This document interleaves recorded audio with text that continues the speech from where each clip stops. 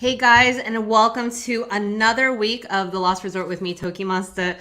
This is a weekly show streaming every Thursday, and today I have my longtime friends Daedelus and TEEBS.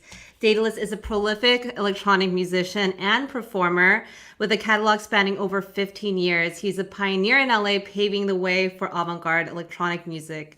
He's released on labels Brainfeeder, Ninja Tune, Plug Research, Mush, and more. He's now a professor at the Berklee College of Music in electronic production and design. TEEBS is also a prolific artist, making dreamy textures, both with his music and visual art. He is also a Brainfeeder artist, is a part of the My Hollow Drum Collective, and his art has been shown in galleries throughout the world. So I'd like to welcome them on. Hi. Hey, buddies. Hey. Been an incredibly long time. I know. I feel like it takes like coronavirus for like you to see your friends sometimes. All these like Zoom video chats. I feel like I see more people than I have in a while. Kind of. I mean, whatever it takes. Even though obviously the situation is we can't see each other on the road like we normally would. I would hope that by now you would tour through Boston or be able to come back to LA and do the work. So. I know it's really unfortunate what's happening right now, and I mean everyone.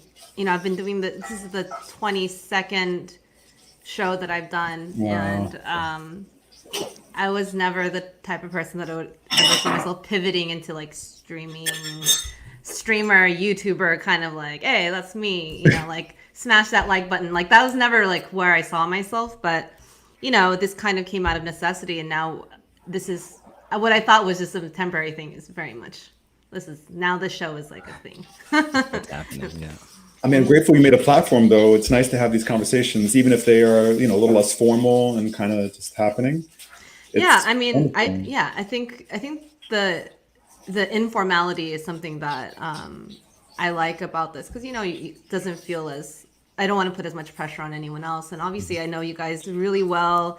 So many adventures over the past decade with the both of you guys, and I'm just really happy to have you on. How have the both of you have you both been dealing with the quarantine and it's been crazy. So I have a 4-year-old now, and I mean the first step is like everyone, she can't go to school when this all started, so everyone's in the house all the time, and I used to be free reign, just running around in circles all I wanted. So that was like getting used to, oh, she doesn't go to school, oh man, like this is what a 4-year-old is like from the morning till end of school.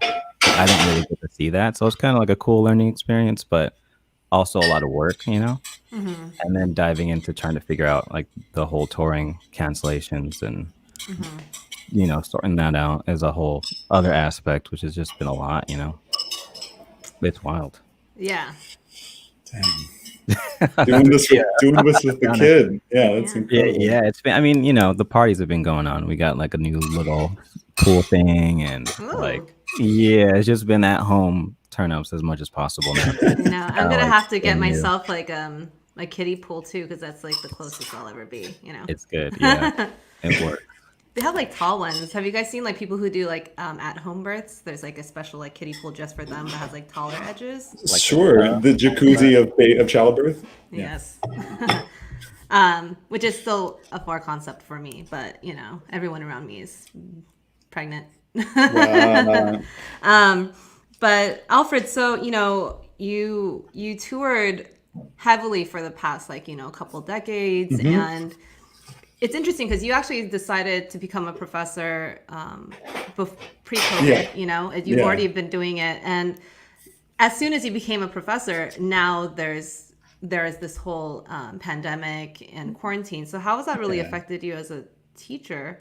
Well, I mean, the most important thing is just like everyone's safe. The school's done things. So I work at the Berklee College of Music over in Boston. So I not only like got out of LA to come to Boston, but it also was at this like music school. So it's one thing to be like, okay, we're moving online education, and I can have all sympathy for anyone that has to deal with now extra kids around the house or anything. But it's incredible what the students are willing to go through. But then also on top of it, to be honest, it's like these are students that are trying to get into the music industry, this thing that we cherish and love so much. And to kind of say, like, we don't know what's going to happen. We don't know what's going to be on the other side of this. I mean, people need music. They need this in their life. We're all testaments to that. But like, I can't look them in the eye and be like, it's going to be amazing. It's like going to be infinite opportunities. But, you know, we all came up in a moment of like a lot of friction too. Like we all kind of defied genres and played the music that felt right to us, irregardless of where it fit in commercially. And so it's like, there's always the opportunity to make scene, but like to these students, I have a lot of heart for the students though. They're doing a lot. And in my own space, it's like, I feel grateful to be able to share a little bit. I tell stories about our tour days all the time. I try to select carefully, of course. I don't feel like you have any bad stories to share. I mean, I feel like you're always like very responsible, good. I mean, versus like I have stories. Me and TEEBS have stories. That's the plan. I'll talk about some of them later. I think they're really funny. I mean, a couple really good ones. Yeah, but you know what it is. It's like, irregardless, just life is happening. And so, you know, it's like, it's one thing to be like, hey, here's the run of a show and here's what like to expect and like what to do in a set and how to like, and the other thing to be like, oh no, the TM is going to be like way more off than you are, like way more, like, you know, you have to, the people backstage have things handled, but they don't really like the kind of the reality check is a lot sometimes for people who are coming up. Yeah, I mean, it's hard, and also the way that touring works, it also evolves. So like the way that I would tour now is not the way that I toured like 10 years ago. And thank goodness. I mean, not in terms of just like where I've come in my career, but even as a new artist, if I see new artists touring now, it's different than like how it was when I was a newer artist touring then. You know, the landscape changes constantly. This is a big landscape change. How's it been in terms of like music and creating and that kind of sector for both of you? I guess I'd say it's been pretty healthy, you know, like it's been a lot of craziness going on. And at first I was kind of shook, but once I got the rhythm with the family and things like that and whatever else was super important to me, I had my time. So I just been making more music. I'm not on the road, you know, so things became a little more streamlined. That's nice. It's beautiful. Wow. So jealous. That's incredible. I mean, so like on my side, you can hear right now probably sirens going by. So I moved to Boston, crash course in education. It's okay. Everything is okay because of coronavirus. Everything is okay. Like everything, like it's breaking. It's okay. This isn't a professional setup. We're cracked open. Yeah. But yeah, no, indeed. Like I sit here every day, like doing online education now. Like there's no more going to campus. It's all here. And so this is the same place that I'm making my music from. It's like same setup, same tools that I'm like showing to the students and also just working with. And like, yeah, there's a period of time, like it's in the kitchen, quite obviously. And like it gets warm and like it's been a heat wave recently. So like creativity is being pushed down a few notches, but it's so necessary. It's like really coming up for air. You know, there's like a lot of like diving deep and like trying to get through the grind of it and like make it make sense. And then at the end of the day, like the clarity is often in a song. I put out a record in the same period of time, which also felt like spitting in the wind. Yeah, I did too. It's okay. Okay, yeah. I mean, it's, you know, it's part of our rhythm, right? You do these things, they add up to a record release or a release of some kinds. And then you just like, okay, well, that went whatever way it did. And obviously, like history right now is interjecting a lot into that process. Actually, this is a good time. I wanted to play the song. So, Datura, this came off of your Dome of Doom record, What Wands Won't Break, which I love because, you know, I know you like magic and all the things. Sure, yes.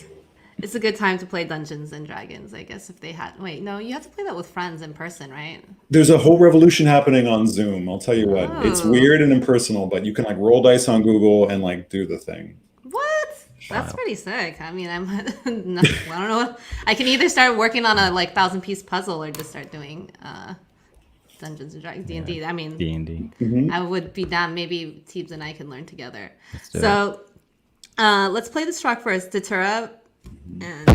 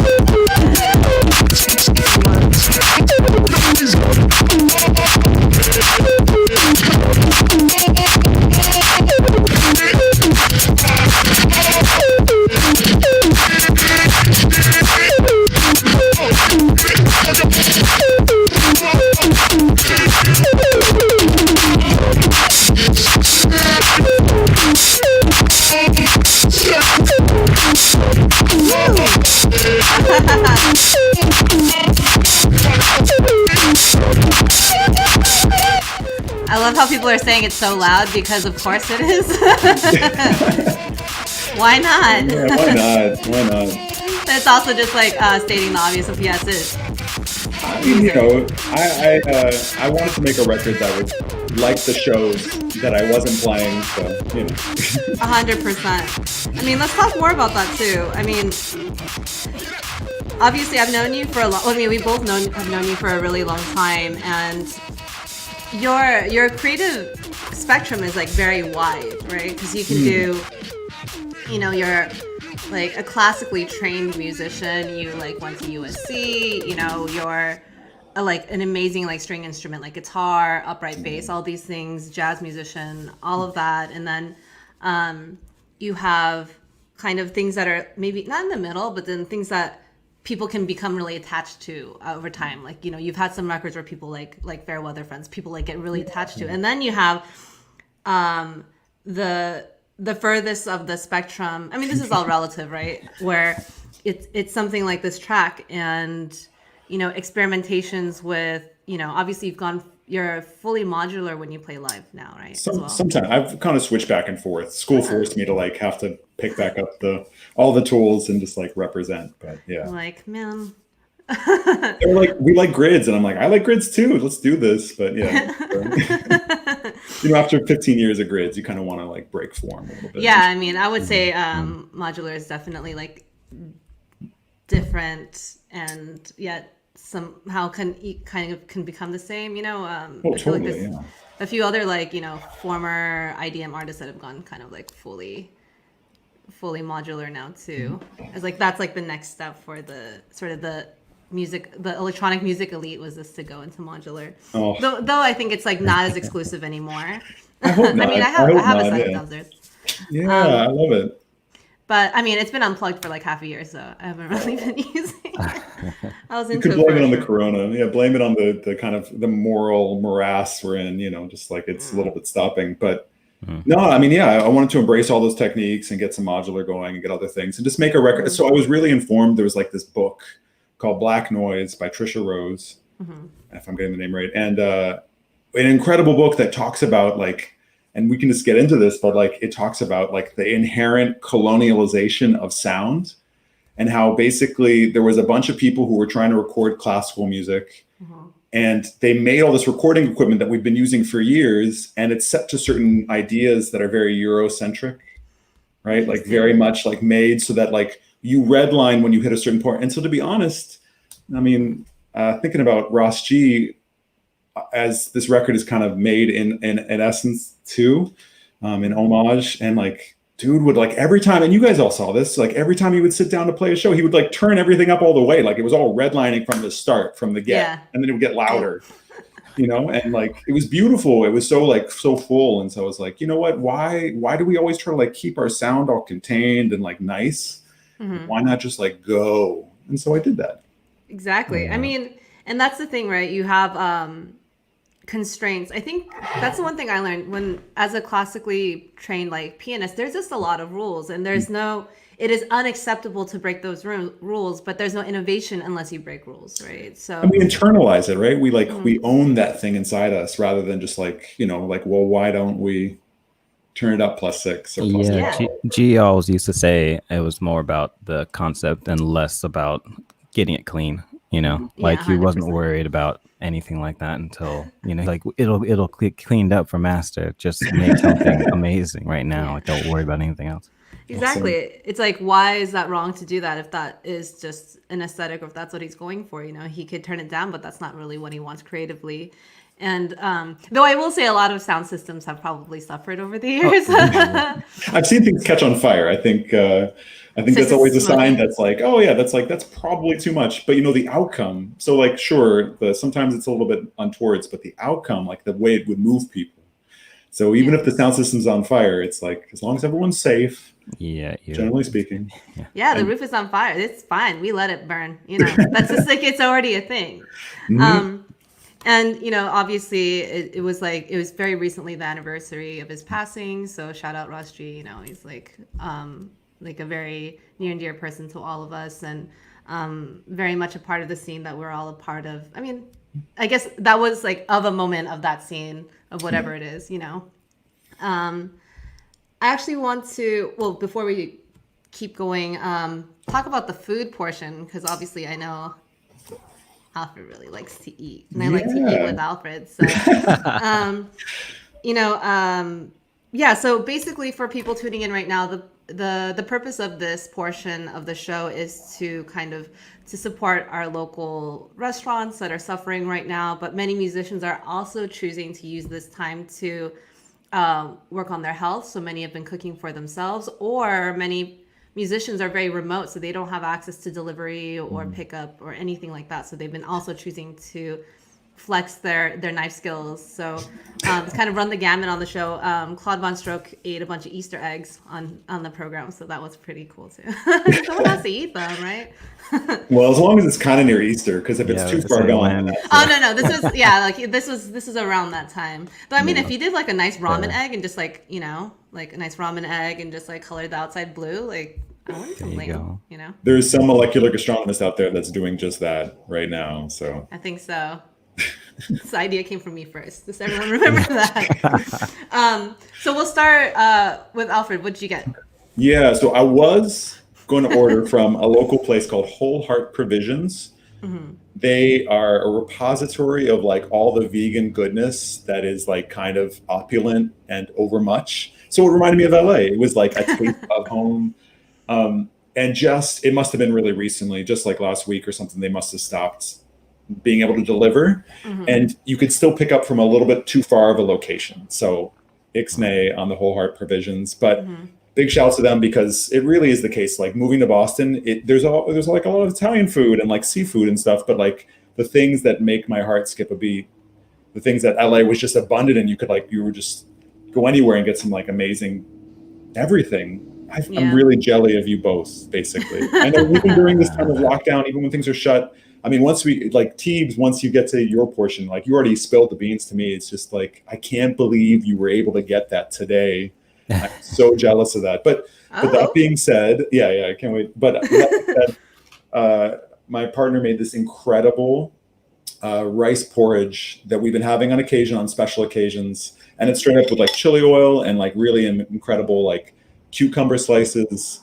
Can we sip it? Can we hold it up? That sounds good. Ooh, yum. All the goodness. And it's like, so one of the things is like Boston is a little bit more homogenous, like a little bit less of the diversity. And so to be able to like jump into some of these things in the kitchen, it makes all the difference. It's incredible. 100%. Well, that looks lovely, because I love porridge. Yeah, same. It's amazing. Yeah. Anyways. TEEBS, what'd you get? I went to the good people at LOSTResort. I love them. Still in the little container and everything. I've been trying to order, like, get something from their place. I guess I didn't act in time. It's good I didn't do it today. Yeah, perfect. Yeah. So it's a veggie. I got the veggie pancit, which is like a Filipino noodle dish, and they're Filipino inspired. They are Filipino cooks, brothers that run the restaurant. Yeah. And it's like California goods meet Filipino concepts. And it's all your homies. Yeah, it's all like the homies, actually. Who I grew up with making music. The friend Chad used to go by Yuck. He still goes by Yuck through Leaving Records on the Stone's Throw kind of overhouse kind of umbrella with Matthew David, and they have great food. I'm always impressed. What an incredible pivot too, right? To go from like beat maker to like fine, like award-winning fine dining. Yeah, that kind of shares some DNA, right? They won? Was it Food and Wine or no? There was like best new restaurant of the year, but I can't remember if it was for Bon Appetit or something like that, but something like very big. And James Beard or something like that, yeah. Yeah, and then they have the Jonathan Gold cosign as well. I love this place. So if you guys have a chance to go to Lhasa, it's in Chinatown, and it is incredible. So speaking of Filipino food, I actually got the same. So I ordered from this place called Ord in Broadway. So many of the places I'm ordering from, I've never been to before. And I got lechon kawali. So lechon is like crispy pork belly, which still looks crispy, which is good. And then I have an egg and rice, and these I think is eggplant, and I don't know what that is, and I'm not sure what the sauce is either. And on top of that, I got this. So it's ube oat milk. Oof. Let's see, What? fire. It's, so I'll be here basically drinking like Grimace's blood, basically. You know, it was once described to me, we were playing a show in Manila, and I was talking about the cuisine with the people who were hosting. I'm sure it's the same spot that we've all, you know, played at different times. Black Market, I think it was at the time. Yeah. But they were describing the cuisine as being as if a 5-year-old made food. Like everything is super sweet, or like pig face, and like you just do it. Yeah, it's sweet and salty Filipino, and yeah, that's Filipino food. It's delicious. You can't not kind of like it, though. I know that I can't eat it every day because I'm just not responsible. Like a 5-year-old, I have to like every other week or so I do something really decadent, and then next week I have to make sure I order like vegan, clean, like kitchen mouse. Like last week I ordered kitchen mouse, which I thought So was good. Kitchen mouse is delicious, yeah. and healthy. So now while we're playing music, we can also eat our food. The next song I want to play is one that TEEBS picked. So this is DJ 3D, How Many Ways Refreshers Rework. And this was released this year. TEEBS, why'd you pick the song? Oh, it's so good. That's why That's a good enough reason. I don't even know why I asked. It's actually the refreshers. I'm not totally sure because my friend kind of goes through a lot of different aliases, but it's original alias that I know of is Lou Kid. And Nice. Awesome. So it's just a good buddy, and it's always good to see what he's up to. And it was such a great rework, and they were like using it to, you know, build funds to donate to various causes during a lot of the crazy unrest that we've been going through lately. And it was just been just like a great tune overall, all around. Yeah, it's amazing. I listened to it before we got on air because I always do that. So, how many ways refreshers rework? Yes. Yeah, it was killer. The song's Many ways I love you. Many ways I love Many ways I love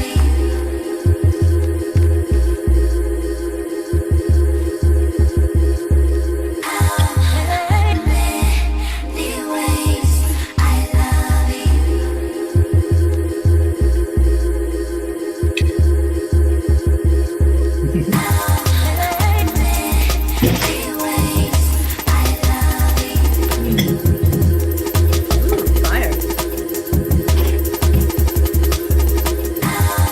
What a vibe. This track is good. Yeah. Love a good amen break, you know?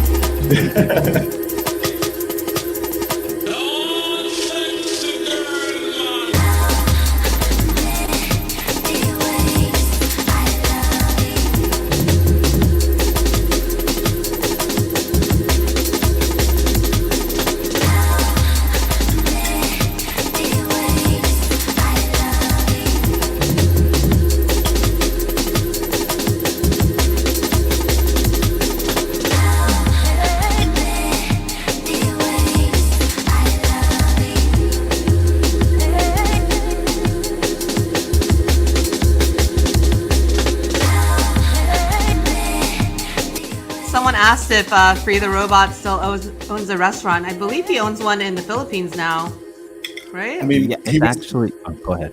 yeah. I was just gonna say the aspiration was gonna be like an artist retreat and like a pharmacy and like a whole like amazing compound, right? Isn't Yeah, that the vibe? he's in Siargao. Lucky Yeah. son of a bitch. Yeah, that's. I'm like trying to see like what does it take to get into the Philippines right now? They're like, no, U.S. passport. No, you can't come here. Right. I have a show with him next Tuesday, like an online thing, and Oh, like nice. he's like, but I think he's broadcasting it at like 7 a.m. or something. You know, it's one of these things that'll be in the middle of the day. I know he's gonna be like in front of the beautiful ocean, while people surfing in the background. Right. Angry fist. I'll just be there like the FOMO. man. Get you on this. Those are the good days though. Like remember back in the Crosby. Oh my goodness, Yeah. yes, absolutely. That place was so tasty too. They were really on it. Man, Yeah. Drinks were that, good. Jesus. they had that starving artist, which was like the grilled cheese sandwich and a cup of tomato soup. That was fire. It was Yeah. so good. That was perfect. That was like the go-to snack every Friday that we were there. I know. They really set it off for me and my friends. Like the guy that actually started Lhasa, we used to go there to DJ. That was our first kind of anything. Like That was the My Hollow Drum collective spot. yeah, we got a chance. Like they gave us a Thursday and a Friday or something like that. So we were there all the time, and that's when we got to really start just playing music out constantly and kind of figuring it out as we went. You know. So I really give Santa up a Ana lot. is so like is not like the spot. You know what I mean? It hasn't been the spot in the past, and then the Crosby hit, and it was just like such a good reason to go down. Yeah, that was crazy. It was I mean, great. I was, They were no, I was gonna say I was just very like limited with what I knew about going out clubs and stuff because I was from the suburbs, and so having that Crosby close by was a nice connect there, like between LA and Santa Ana. It was really dope. yeah. What a legendary spot. For anyone who's in Orange County at that time. I think it's been closed for quite a while now though. Yeah. I think so. But there was always like they were sailing against some pretty steep headwinds in the neighborhood, so it wasn't even though they did incredible things, they were like really ahead of the game in terms of playing the progressive music that they were doing there. But yeah, I think a lot of people from the neighborhood didn't like the crowds that would come. Like big crowds would get there every Friday and Thursday. It was like that place was popping. Yeah, That's what happens. Mm-hmm. Also, even talking about clubs like that, Low End Theory, Yeah. you just see the city just like converge on that club, And especially like I remember early in those days, like it wasn't like it was always cracking. It took a few years for it to pop off, but Low Limit, right? Low Limit and their group were playing there, and he got like held up by like a shotgun, and like they took the laptop. Like it was Lincoln Heights was kind of raw. Oh yeah. Yeah. And then now it's like a cocktail bar, and like it's all the forces of gentrification have rendered it something else. But Yeah, that's what happens when a place gets cool. Then everyone else on the periphery will come in and do that. Because I think even in Santa Ana, the Crosby kind of set the tone for it being like a cool neighborhood, and it was gentrifying already, and now it's totally, I think, just like high rises or like condos and things like that. With Low End Theory, it was interesting. I always tell people in the early days, it was just you go there to watch your friends perform, and then the next week you perform, and then your friends are just watching you. And that was basically what Low End Theory was like the first few years. Yeah. Just the homies in the back, and like anyone that was newer. Like I remember seeing John Wayne like in the really early days, and he wasn't making music like on a large scale yet, and he was just like freestyling in the back. I'm like, who's this guy in flip flops like freestyling in the back? And now, obviously he's released on Stone's Throw and has done a bunch of stuff. Also like a really amazing producer too. Yeah. And just seeing people who are around just come up as well. And it's cool. And obviously, Alfred, you've championed so many people, by the way. Oh, you don't have to take credit, but I'm just saying, like, at least for me personally, you've taken me on some of my first tours. And Same. Always eternally grateful. And Shlomo, like, that was a fun tour. That was crazy. I couldn't believe the bus. Lewis, shout out to Lewis for making the impossible, like nobody's dream, such a reality. And also like such a weird, I remember like. Have your face on the side of a bus, yeah. Well, I just remember arguing with them, like, there's no way that there's going to be like this crazy rap. Like, can we do graphics? Can we do something else? And he's like, no, they're giving money for this. Like, we're getting sponsorship. So they need the bus to be like detailed. Like, well, can we at least put like your face, Shlomo's face on it? So they were like kind about that. Mm-hmm. And because you were popping and like, it was all like, it was made sense. They were buying into the package. But then on top of it, I remember during Coachella when we had the bus, we were parked alongside the Animal Collective bus. Mm-hmm. I don't know if you ever heard this. And they were just like walking around our bus being like, what the fuck? Like, who? Maybe they had some knowledge, but they were tripping. And maybe they were already tripping. Either way, it was that thing. Oh, man. That was an interesting tour. So that was the first bus tour I had ever been on. Oh. And it was like this drama between your state, like the person that was doing kind of your stage setup for you and who had produced all that, And our videographer, I won't go into names because I just in case, but yeah, that was really. I mean, now that it's a decade later, I feel like I can talk about it and it should be okay. But that was like, whoa, this is like tour drama, and the rest of the three of us are on the side going like, I don't know, we're fine. What is with all this contention?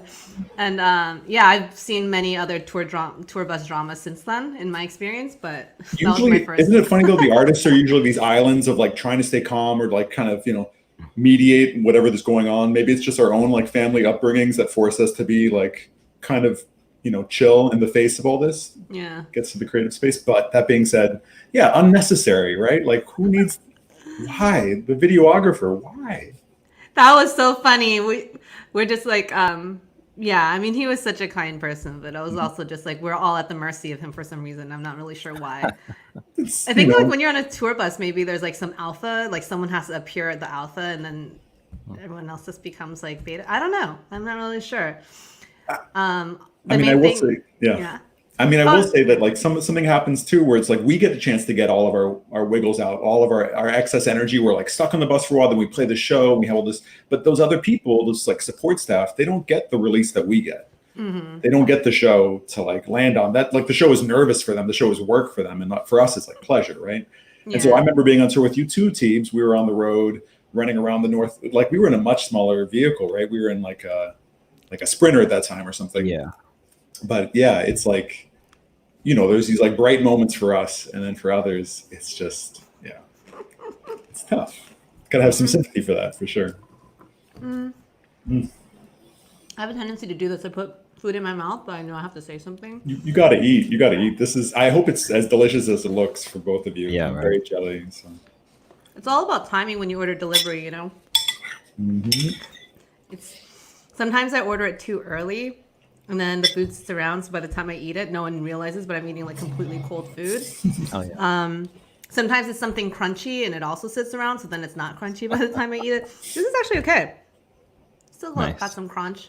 I'll put it in the air fryer later. Wow.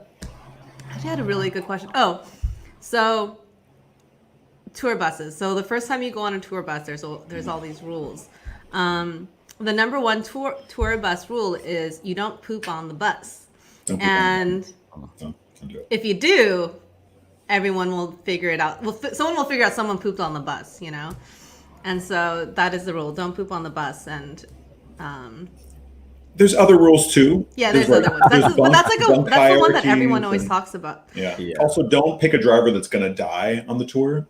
That's or right. nearly die. Yeah. You had one that he didn't die. He looked like he was going to, though. He was close, and I hope he's still kicking. I hope everything's good.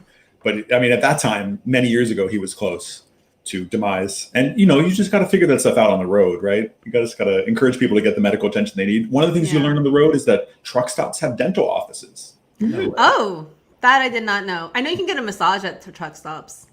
Whoa. I never got a truck stop massage. I just know that's a thing. I think that must be code. That can't be real. That must just be code. But anyways, bizarre. That's strange biz. Yeah. I learned that you don't mess with a bus driver's air fresheners. They get really pissed. Did you try to switch one out, or what happened? Well, because okay, so like all bus drivers tend to like Glade plugins, and they like to like like those ones. Have you seen like where like it's on a timer and it's on a wall and it spritzes out like apple cinnamon or something like that? Getting in your food, like I didn't want this to be in my. Yeah, and like that mixed in with like all the things in the bathroom while it's been sitting there and all this, it's not that good. So I. On my own tour bus, I attempted to kind of swap it out for something that smelled a little bit more fresh, like a more botanical kind of herbal smelling, like I don't know, like a lemon verbena or lavender, something that was just a bit more like essential oily. And yeah, he was pissed when we switched it. Luckily, someone didn't say that it was me because it was totally my idea. Like walked into a Target and I was like, I need to smell something other than apple cinnamon, and I replaced it. Or it was like sugar cookies. I don't know what smell it was, but I was like, you know what? Yeah, and then he got really upset. And then what he did is he taped his thing down and he taped around it and put a thing that said "Do not touch." And after that, I was like, okay. Yeah. I mean, but you had a good person on the team to take one to Yeah. be like take the L. I mean, Yeah. technically, we're like, he didn't know which one. He just assumed it was all of us, so it was okay. Yeah. That was true. that was actually a really weird tour bus driver I had, because he had this it's kind of like masculine presence where he would like talk about really inappropriate. So this kind of goes into other things that are kind of relevant, like really inappropriate things with me. And, you know, he was like very protective, like, no, you know, like, miss, let me make sure I walk you outside. But also would be talking about his ex-wife and his ex-wives with me. And I was like, this is not, Yeah. I don't think so. Nope. I don't think this Nobody is okay. knows. No. Yeah. Yeah, and then you're stuck because it's also the person driving your car and which is your home. So precarious situations you can be as, I guess, a female or just any kind of musician. I mean, I mean, but that's real though, and it's hard to bring up because it's like you're living with this person. You're like involuntary roommates for this at this strange Airbnb that's going between venues for like a few weeks. It's tough. Right. Yeah, and it was like pretty inappropriate stuff, like just like their personal life. And I was like, I mean, at the time I was like, oh, okay, this is like not cool. And I don't think he has this conversation with anyone else, but I'll be here if he needs advice or something. But if in hindsight, I realized it was like pretty inappropriate and kind of lewd. That being said, Alfred Daedalus, so now this is something that's new for me. So you've changed your pronouns. So now you like to be referred to as they and them. I want to know how this came about, if it's okay for you to share. Sure. Yeah, we can talk about it. Yeah. So yeah, I've always had these things in my heart and they've always been rumbling around, but then I also just kind of was too polite to correct people. So for like a hot minute, I was just like doing he, they for a bit, just because I was like, oh, you know, if this makes you feel more comfortable or if like whatever it is. But to be honest, like I had a rough go of it in like early college days. And you already said the name. I don't need to say the name, but like I got like jumped a lot when I was first going into school by like frat people. And so it was like, oh, I don't need this. Like, I don't need this. I don't need the stress. So I don't need to like be in my like truth or whatever, because it's just a lot of bother. And also, you know, you've been in clubland. It's like can be very hyper masculine, like hip hop scene and stuff. And like, yeah, just navigating a little bit of that. And I just like, I don't know. Maybe this isn't real. Maybe I just like put it away and like just chill on it because it doesn't serve like a great purpose. It isn't like a real source of positivity.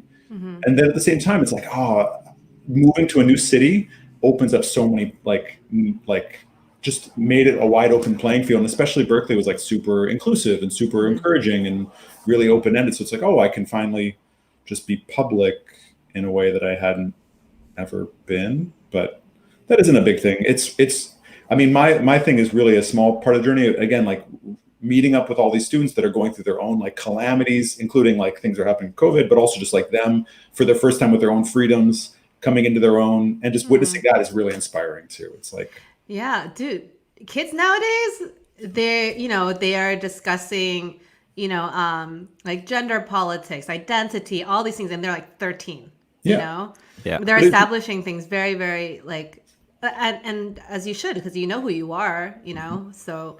Where you have a sense of it, and they see all these icons on the big screen and the music scenes and stuff, and like just live your truth all times. Yeah, it helps to have representation, because if you're someone that lives like this, then it would be like, okay, well, I look at Daedalus. Daedalus is non-binary. I feel like I can say that I am too, even if I present as male, masculine, or whatever. Because that's another thing too, that it's like how you present versus like it's a deep dive into something that people aren't used to in terms of like different pronouns and gender on a spectrum and things like that. But it doesn't take that much educating, and I think as soon as you're used to it, piece of cake, But yeah, just knowing you for so long, it makes me really happy to see that you feel comfortable with that and who you are. It's definitely like, have you come across any like inappropriate questions about it? Because I know at least with certain people, like trans people especially, they get really lots of annoying questions and like I don't need to answer these. No, I mean, I think that's the thing. It's like I still appear cis male, and it's like that makes the world like I have every advantage because of that.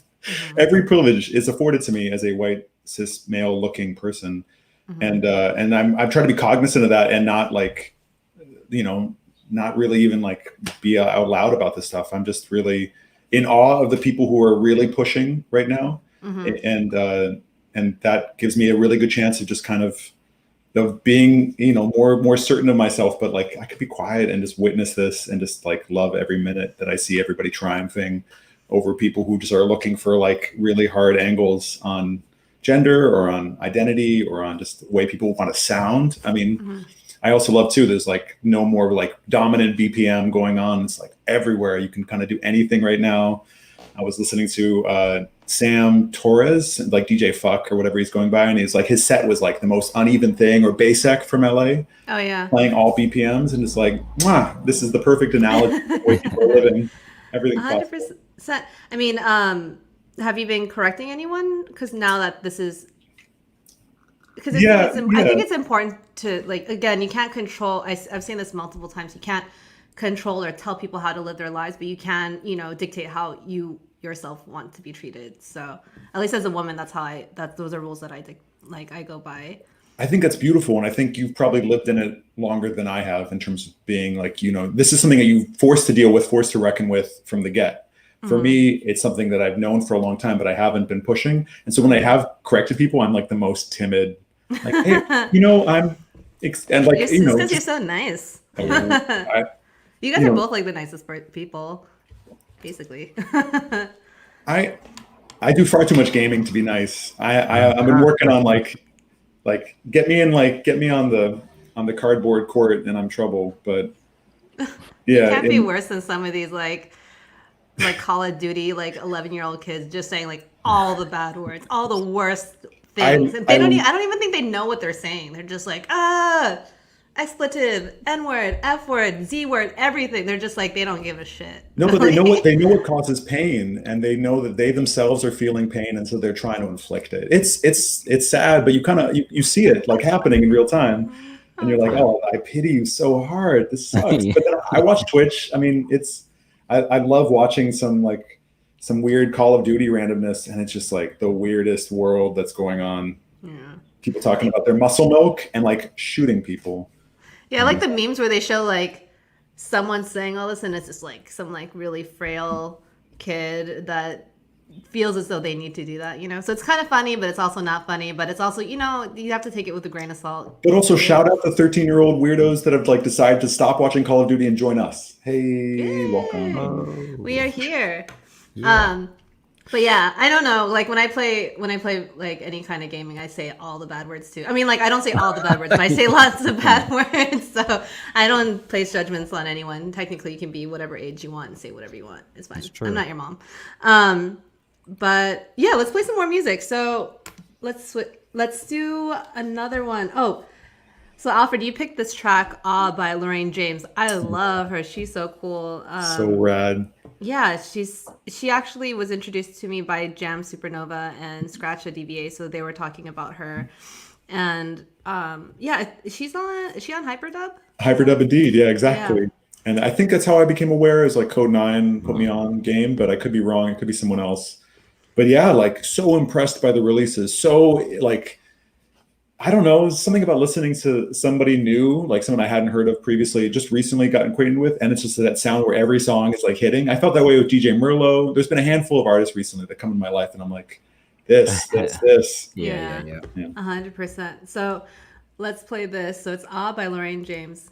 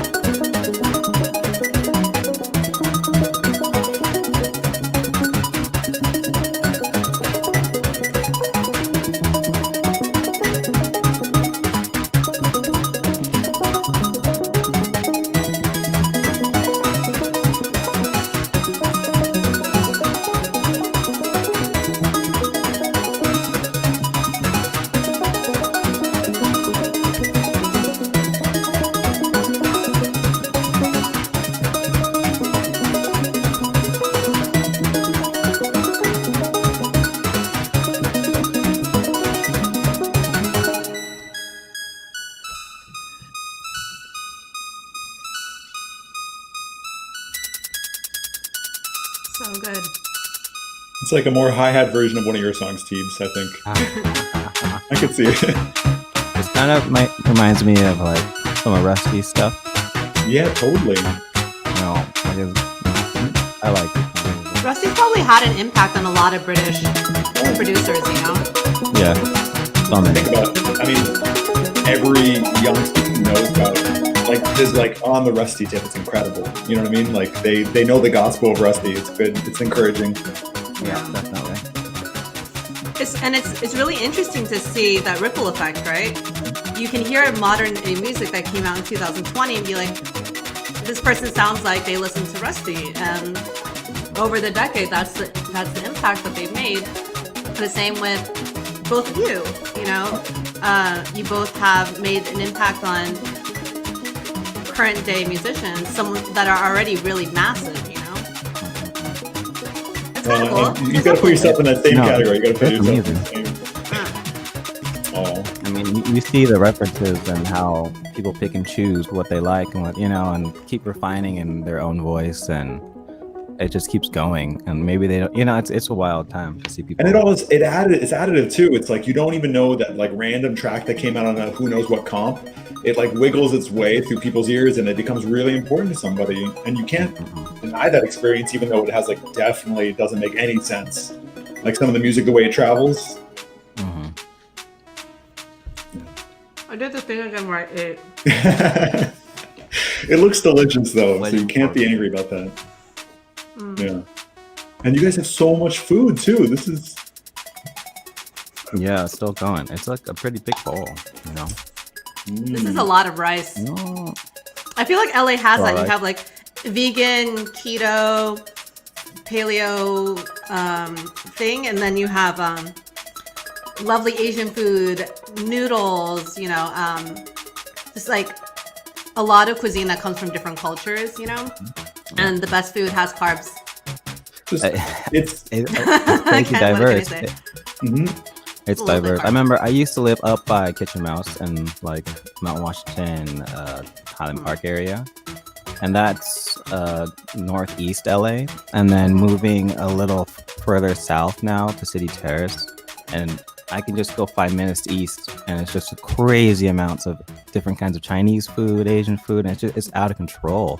It's like, I'm still in LA. Like, what the hell? Like if I go down outside, I can get tacos, but take a 5-minute car ride and it's like a whole different world. No, you both live in the promised land, and I am so jelly. But I mean, Boston's been treating me really nice, but you both have it really good on that tip. So you might take it for granted by now, but like, just FYI.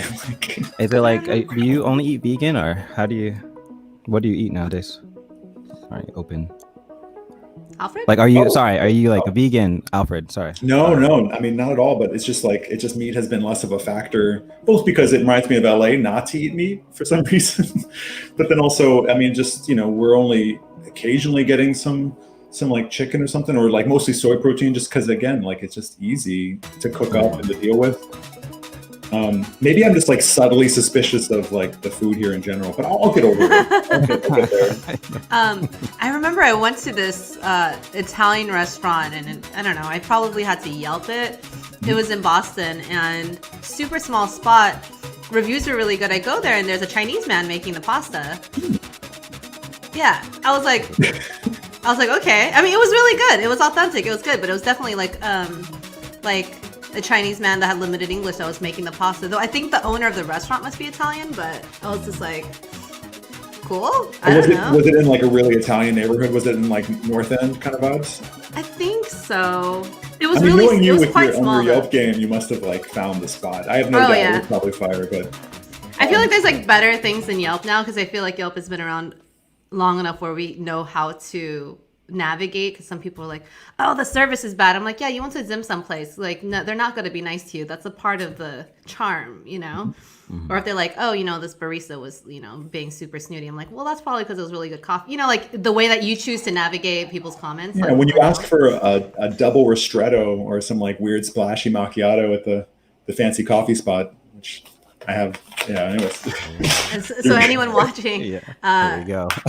Alfred Daedelus is like the coffee aficionado, like like rubbing shoulders with all the big baristas and coffee people. And I saw you at the Eastside Food Festival. Did you do like a demonstration on something? Can't remember what it was. Yeah, I think we were doing this talk about. It was with Charles Babinski, who was like the U.S. world champion from like a few years ago, barista world champion, second place world champion. Anyways, but yeah, we were doing like a talk about like kind of the synergy of like experience and espresso. I want to say it was a while ago. Oh dang it! You're putting me down memory lane on the little stuff. But no, this is Heart Coffee from Portland though, so I do have to rep them. Really incredible roastery out of Portland. And any way you can support like grassroots, like on the ground Portland, it's a good time for sure to do so. Yeah. Man. But yeah, maybe the best time. Yeah. There's do you think that you have an addiction? I mean, when you start getting headaches when you're not doing a thing, that's a bad sign. So yes. I remember Alfred like touring Europe with you, and obviously, your palate for coffee and espresso drinks is impeccable. But when you couldn't get good stuff, you still drank the bad stuff. I remember like when you're like, I know, like we need to get through the airport. I'm just gonna stop by like I don't know, like an espresso or something, and like. Yeah, I mean, we all live. We all try. Yeah, exactly. We all try to be functional on the road, and we make decisions that impact the rest of our lives. Like I only have so many coffees in my life, and I've taken a few bad ones because that's what happens. But neither here nor there. I mean, the real thing is just on the road, you make certain decisions that have to do with like your overall wellness. Oh yeah, I mean, I think like maybe the most recent time I was in Europe, there's that thing where you play really late for over there, and then your flight is still really early, so you don't really sleep. My go-to before shows, if I needed to get amped up, was to drink a shot of espresso and a shot of tequila, and then like hop on stage. That was my thing. And I don't even drink coffee, so imagine how wired I was. I think that drink's called a guillotine. Yeah, I think that's just. It's pure survival on the road, you guys. It's everyone. And it's especially funny too. Like tequila overseas is like a different thing. It's not like some fine reposado or something you can get in Cali. It's like that's like you're rolling the dice, Jen, and I appreciate that. I try to request something decent, and I end up with a bottle of Patron, and I can't complain. So that's usually what ends up happening over there, versus drinking my like George Clooney Casamigos, which is like weirdly I'm really into. Sorry. But also, I'm also not like I do like a good booze, but when I'm desperate too, I'm just like, oh, whatever. I've never heard of this brand. It's made in Romania, tequila. Yeah, sure, whatever. I'll just drink it. I need to get on stage. Romanian agave. What do you say? Yeah. Though I did have was it Czech or Romanian honey, and they're really good. I don't know. It was like a little like gift from a festival. That's awesome. Yeah. I'm going total tangent. I'm just like really happy to have you guys on. And also I must say, when I say guys, I say guys to girls and guys.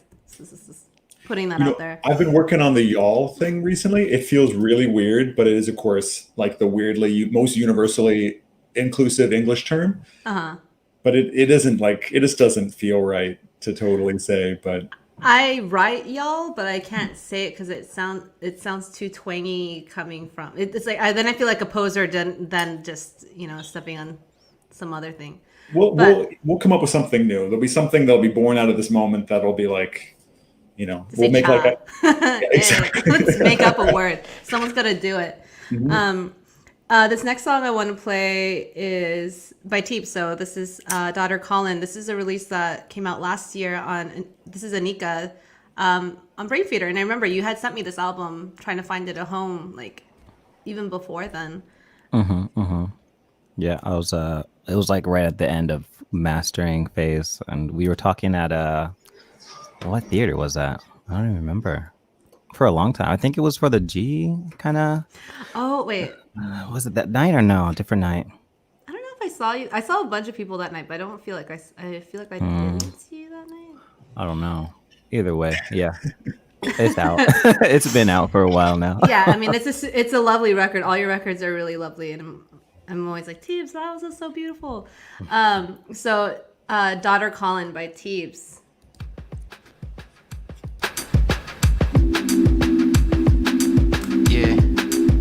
got Pink Sifu on the vocals, and we got Jametta Rose also. Who's on the vocal for this? So Pink Sifu and Jametta Rose. Amazing. Yeah. Sunset, daughter calling, new breath, sun falling, keep calling, keep calling, keep call. Sunset, daughter calling, new breath, sun falling, keep calling, keep calling. Yeah, my nigga gon' get it, regardless we get it. New garden, new feeling. Daughter living, caught up feeling, that's peace at ease. Wonder where we be, in another week. See, I've been on my feet, checking and driving, hustling. Honest, I hit the door when it's knocking. The enter back in the garden, the flowers, walls, and these products. My shawty on me, hands on me. That's peace at ease, that's peace at ease. And she's still a queen, with the makeup or weave. We still in the sheets. What Trey say? Hey, I don't want to leave, but I gotta go flee. Pray for me, pray for you, pray for me, pray for you, pray for me, pray. Fire outside, demons in the sky. It's a war in the street. Cycle, recycle, spinning, they following me. Bullets, no name, but the hollows can read. See, outside trying to stay alive. See, still by the garden, a daughter can breathe. Peace at ease, that's peace at ease. My son with me, my shawty on me, my son on me. Try to stay on my feet. Peace at ease, that's peace at ease, that's peace at ease. Sunset, daughter calling, new breath, sun falling, keep calling, keep calling, keep calling. Sunset, daughter calling, new breath, sun falling. Sunset, daughter calling, new breath, sun falling. Lord knows that I deserve to feel peace, peace, peace, peace. Lord knows that I deserve to feel peace, peace, peace, peace. Can I tell you all a little funny story about Pink Sifu? Just a really quick one. I was at a judge of a beat battle. Me and some others, we were judging a beat battle, and it was California, of course, took the win. Like, I mean, that was, I can just tell you the outcome. But one of the young contestants was Pink Sifu, and this was a few years ago. Nobody really knew. I mean, maybe it was recent in LA or whatever it was. I'm not exactly sure, but like his beat wasn't so good. I'll tell you what. We were going to probably disqualify. It just wasn't happening. But he looked so incredible that we were like, he has to get through to the next round. Just had so much style and swag. It was undeniable. And then it came out in the music. I mean, it was just so weird for a beat battle to have this, like, it wasn't even like he was battling. He was just like playing this cloud on stage and just like, what's going on? But of course you had to give it up. Yeah. Have you guys ever done a beat battle? I mean, Participated? didn't we all Kinda, do that at low end but- though? I mean, didn't we all do the beat invitational? Felt like Kinda. Invitational wasn't a battle though, but have you done like a judged battle? Not for real, no. Yeah. Yeah, I did. And you know who I lost to? DiBiase every single time.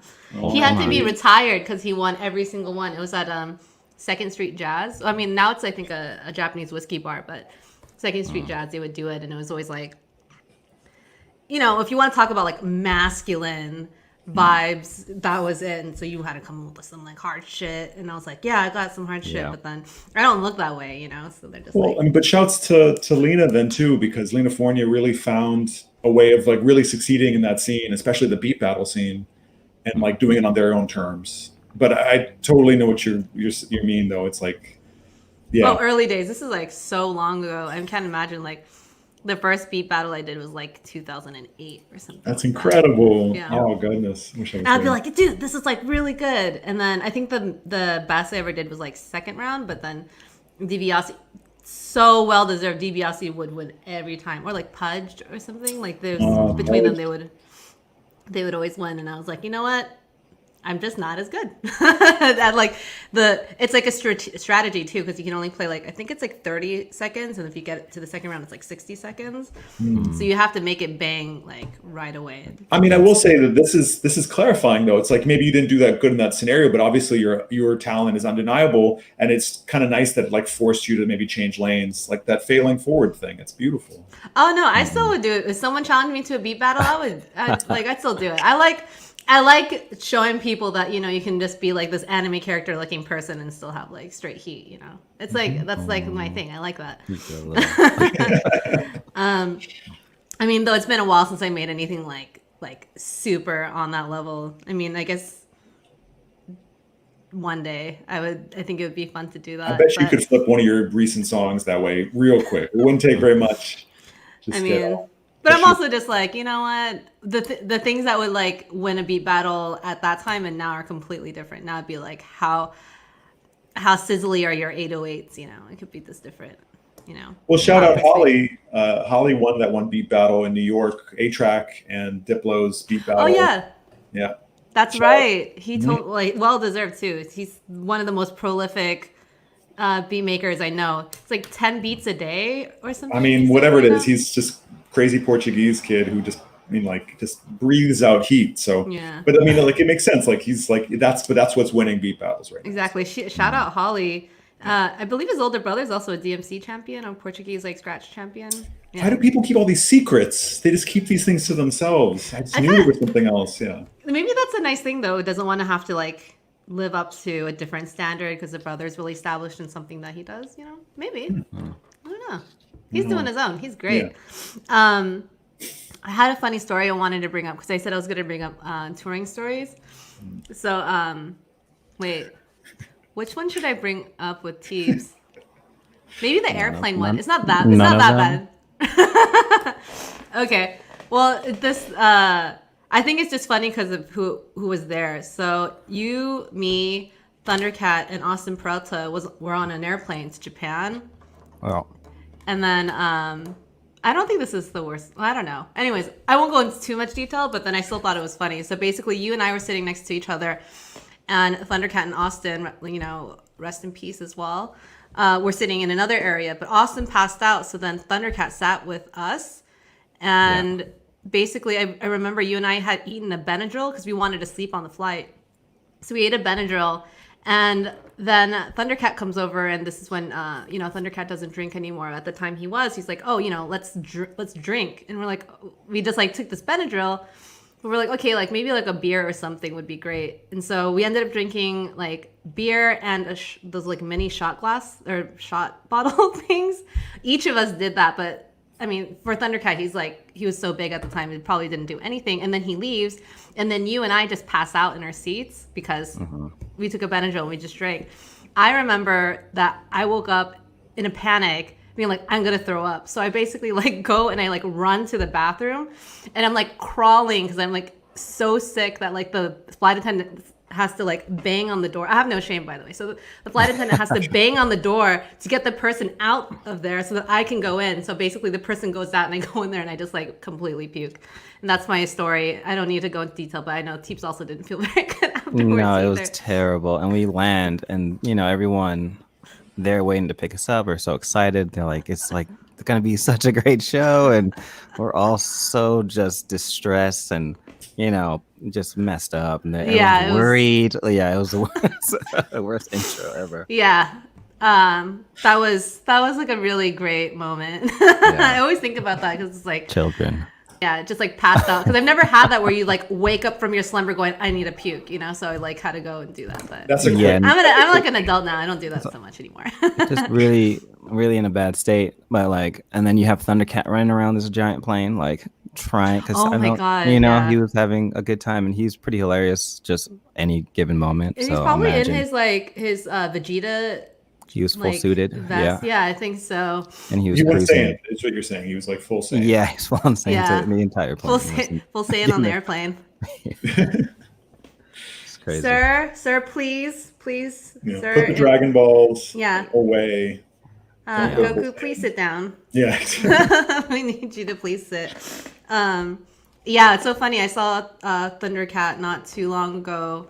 for like a little social distance thing, and then it's just talking about all those times that we had when we were just being wonderfully irresponsible, but also like really responsible. Just having a good time. But you have to put these stories into the kind of reference point of like international DJs, and then like we're so far down the totem pole of like any behavior, right? Like there's that tour, and then there's us. Like it's easy. It's easy. Don't even worry about it. Yeah.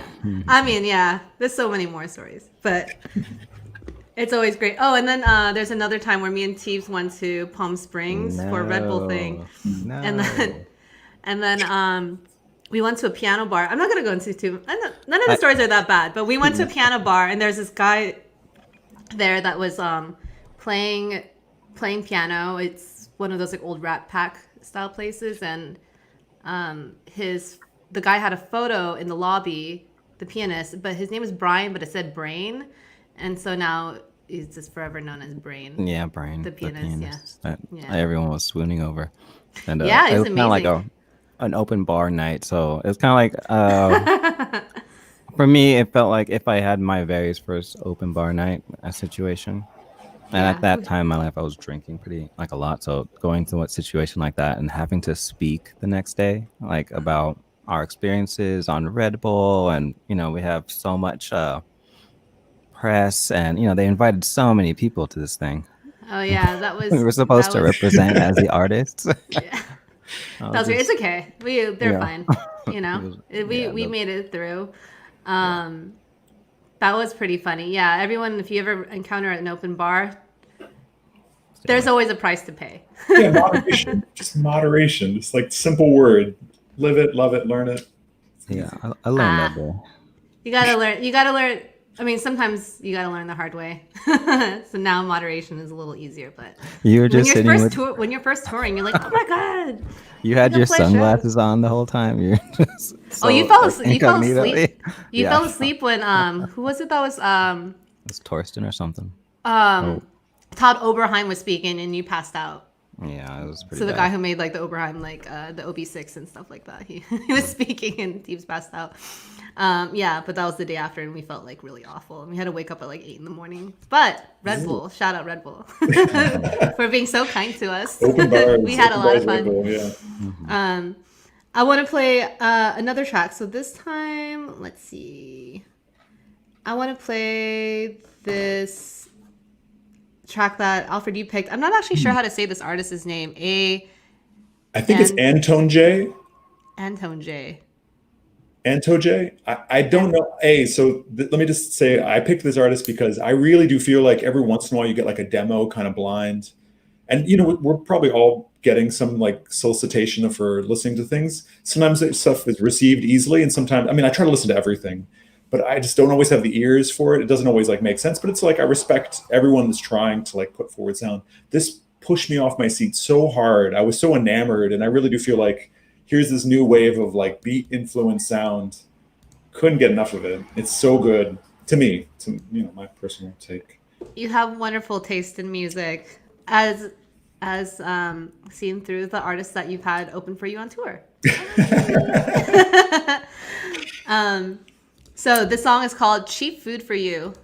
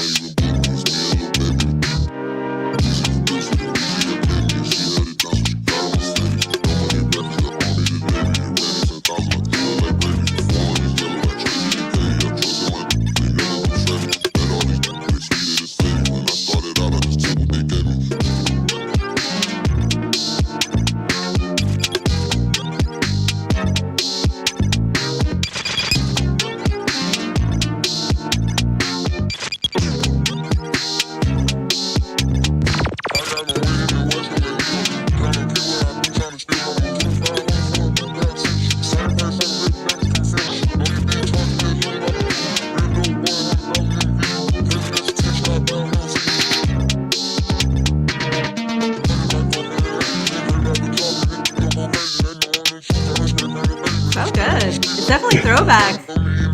It just, it has enough of that seed that was planted that we were all listening to at Sketchbook or at Lowen's. Feels Yeah. just like the DNA is all there, and yet it's like this kid's from Montreal or something. It's like totally off the map from what I understand, but I just feel it. I love it. You can hear.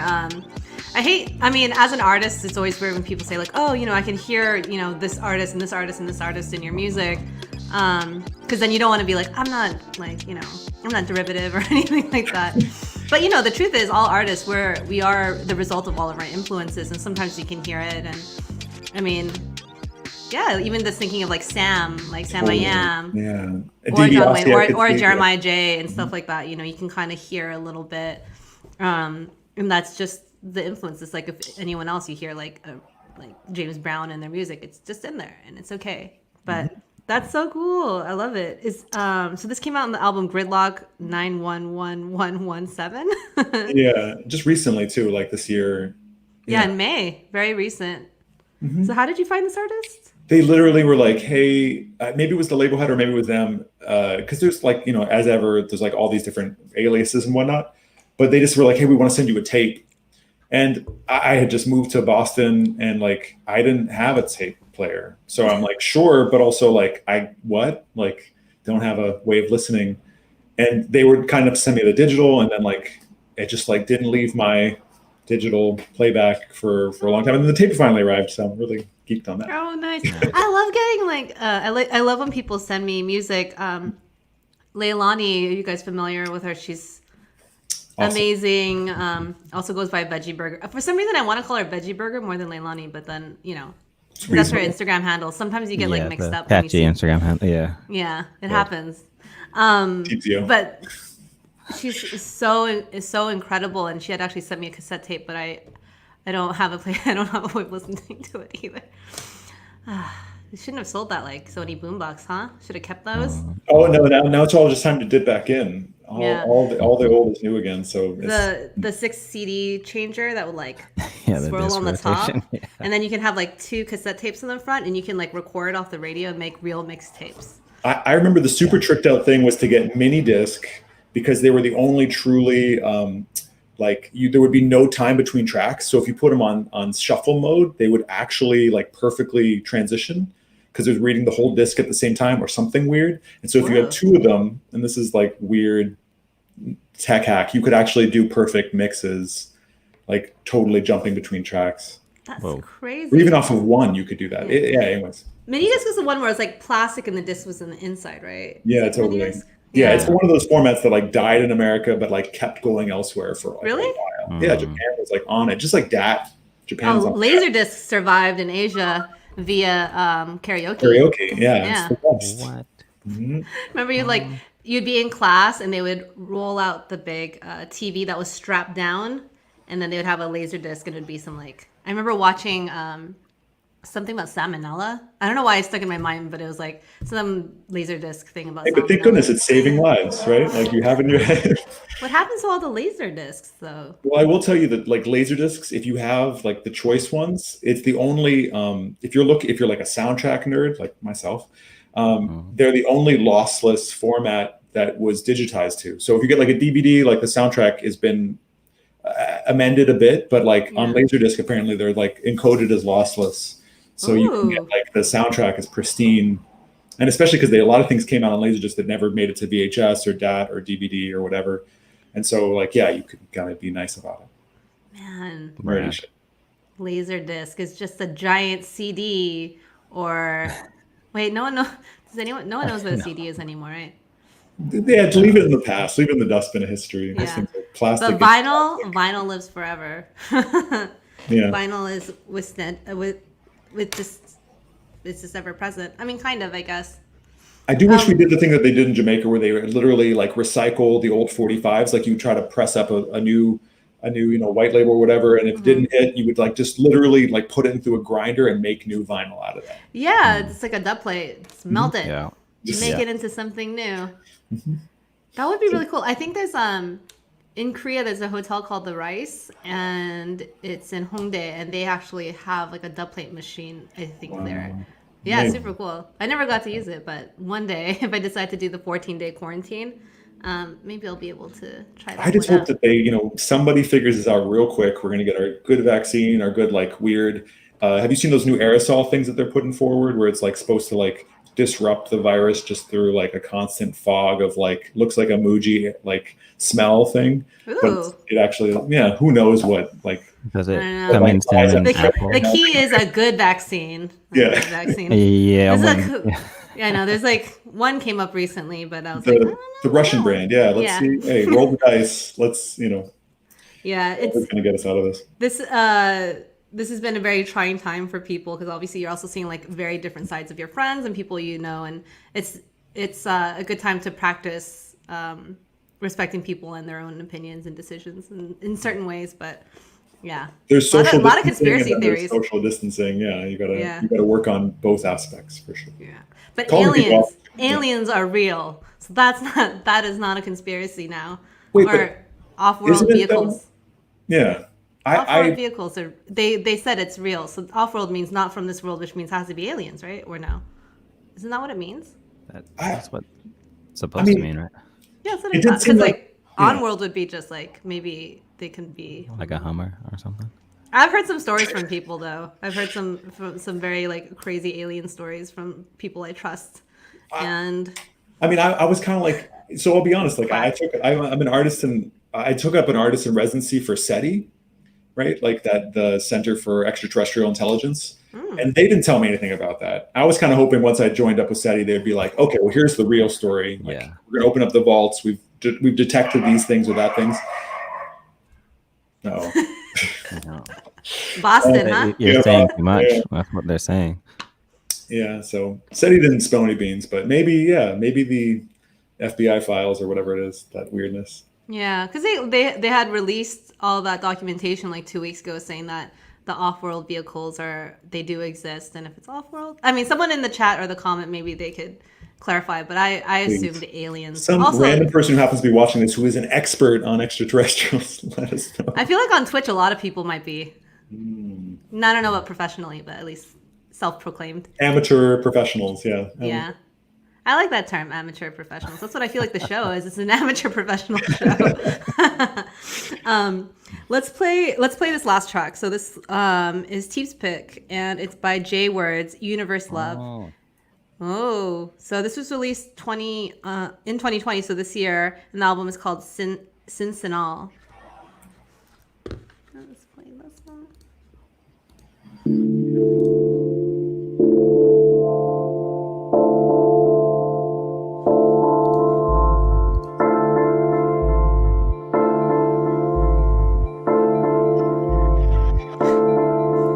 Tom DeLong, where are you at?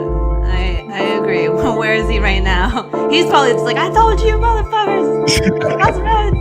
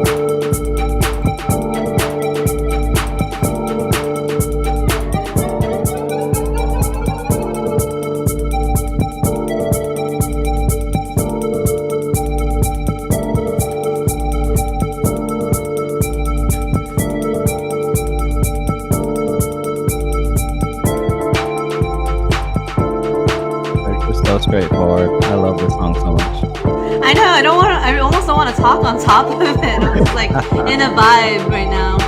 But since we started talking, let's continue talking about the song. Sorry. Yeah, so how did you discover this artist? Random. I just was kind of digging through music online, and one thing leads to another, and I heard this track and I saw the record cover and I was like, oh, she looks dope. Like, what is this? And I started listening and going through the rest of the record, and then found her Twitter, just be like, okay, what's going on here? And it's just this, she just seems like very prolific, very honest to herself. And that's really all I need to, start loving an artist. So it's like, one of my favorites right now. And for me, like painting and stuff, and how that groove is so just like, you get really locked in. It's easy for me to continue working and feeling, a vibe or whatever. Yeah, it's the track is beautiful. It's very meditative. It has that cyclical, but also kind of housey as well. Just enough tech in the mix to like keep the brushstrokes moving. I can imagine. That's great. Yeah, it's perfect. These tracks are good because you can just keep them looping over and over and over. And it's like this track is now like 4 hours long, but depending on your mental state, you might listen to it differently. Always ever evolving. I find your music is actually a lot like that too. It's like beautiful loops being kind of textured and kind of cycling through, and also very meditative. I've known you for so long, and there's this one track of yours that I really loved, and then I had it on my computer maybe like 4 computers ago, and I can't find it, and it's not online. I thought it was on YouTube, but it's not there anymore, and I don't even remember how I found it from you, because maybe you had sent it to me. And so at some point I'm going to text you later and try to sleuth down what this one. Sing it, yeah. Try to hum the tune. Hum one of your songs. That's already gonna. That's gonna be a challenge for someone that's already not very good at humming. It's actually really now it's bothering me again right now. But yeah, this one track that's super, super beautiful, and I was obsessed with it.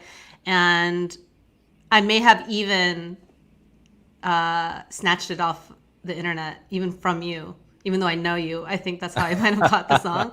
Like I stole it off a mix or something like that. But it was incredible and beautiful, and somehow I'll find it. And it's probably really old now, like a decade old, but hopefully I'll figure it out. And it never landed on any of your albums, because I went through your Spotify and I was like, none of these songs are the one. And I got really upset. I'm sorry. Yeah. Awesome. But, I just want to thank you guys both so much for joining me and listening to music and catching up and talking about the old times. Obviously, I forgot to mention too, we're all Brain Feeder artists, so shout out Flying Lotus, this is the homie. And, to everyone who tuned in today, thank you for letting us kind of stroll down memory lane, and also allowing us some opportunity to kind of like speak and catch up with each other, and as well as like you just put me on to a bunch of new music. So thank you guys both very much. And so yeah, thank you guys all for tuning in. My guests next week are Wu-Tang Clan's You God, joined by Meshial, and episode 2 of Brave the Vote is next Friday. So please tune in. Until then, see you guys next week. Thank you so much, Toki. Nice to see you, TEEBS. Good to see you. Oh, sorry. Brave the Vote is tomorrow, not next weekend. So please tune into that. Make sure you're registered to vote. Okay, you guys? Bye. Peace. About as moist as cake can be. Where are you? I've run into a problem. The city had planned. Whoa, boy, you got a really amazing lineup of wonderful people here for a really good cause.